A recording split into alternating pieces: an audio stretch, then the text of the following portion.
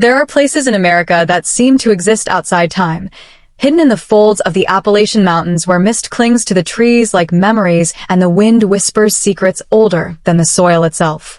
When Emily Carter, a 28-year-old journalist from Charleston, West Virginia, decided to investigate the strange disappearances reported deep in the Appalachians, she never expected to come face to face with something that defied logic, history, and her own sanity. Emily wasn't a thrill seeker.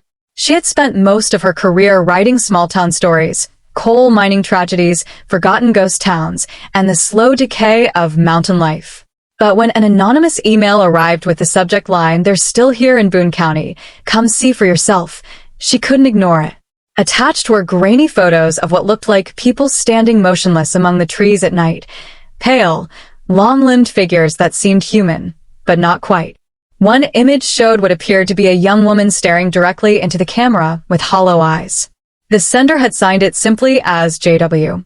Emily packed her gear, camera, recorder, flashlight, and a notebook, and set out toward the small Appalachian town of Logan's Hollow, the last known location of the supposed sightings.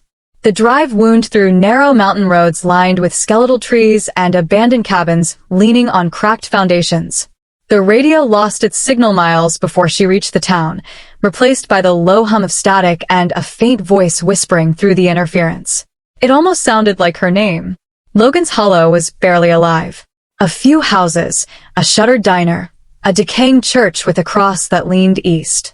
The locals avoided eye contact, and when Emily mentioned the disappearances, they either turned away or muttered, "Don't go past the old mine road after dark."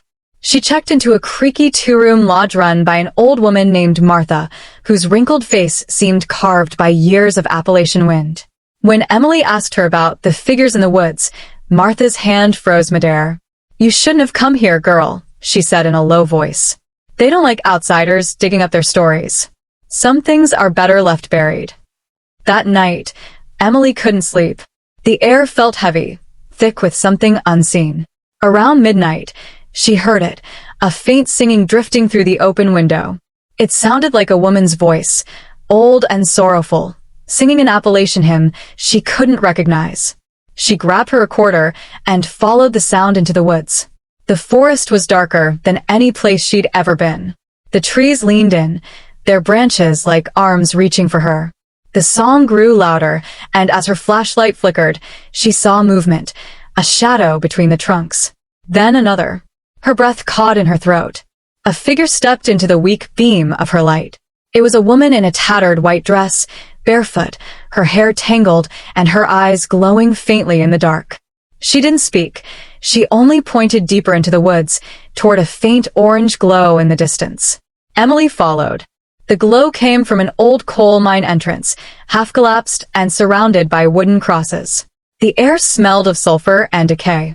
Her recorder picked up whispers though no one was there, voices speaking in a language she didn't recognize. She stepped closer, and the ground beneath her gave way. She fell into darkness. When she opened her eyes, she was in a tunnel. Her flashlight had cracked, casting weak light across the stone walls. She realized with a shiver that there were carvings all around her, symbols, circles, and stick figures with hollow eyes. The whispers were louder now. Her recorder was still running, and through the static, a woman's voice spoke clearly. "They took us below to keep the old ones fed." Emily froze. Her heart pounded. She turned her light down the tunnel and saw faint movement, the same long-limbed shapes she had seen in the photos. They moved unnaturally, their bodies twisting as if their bones didn't fit right. She ran. The tunnel branched into multiple paths, and as she turned corners, she saw flashes of faces carved into the walls, faces screaming silently from the rock. She stumbled into an open chamber and stopped dead. There were human remains, dozens of them, arranged in a circle around a black pit that seemed bottomless. At the edge of the pit stood a figure cloaked in shadows, holding what looked like an old lantern made of bone. Its face was hidden beneath a hood, but when it turned, Emily saw it wasn't a person at all. Its mouth was too wide, stretching from ear to ear, filled with rows of sharp teeth that gleamed in the lantern light. She screamed and ran back through the tunnels, her flashlight dying as the whispers grew into a deafening chorus. She didn't stop until she saw moonlight, a small crack above her. Climbing with desperate strength, she pulled herself out of the earth and collapsed on the forest floor. When she woke, it was morning. Her clothes were torn, her recorder missing. The mine entrance was gone, covered by dirt and leaves as if it had never existed. She stumbled back to the lodge, shaking, pale, and barely coherent. Martha took one look at her and said softly, "Now you've seen the dark side of Appalachia. They only show themselves to those who don't believe." Emily drove out of Logan's Hollow that same day, vowing never to return. But a week later, her editor received another email.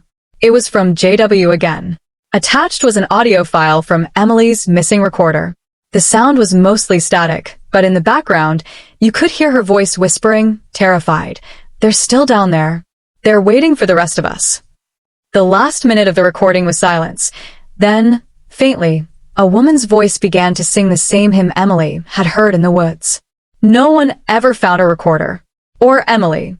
But hikers in Boone County still claim to hear singing in the forest at night, and sometimes, if you listen closely, the voice sounds like a young woman calling for help from beneath the ground.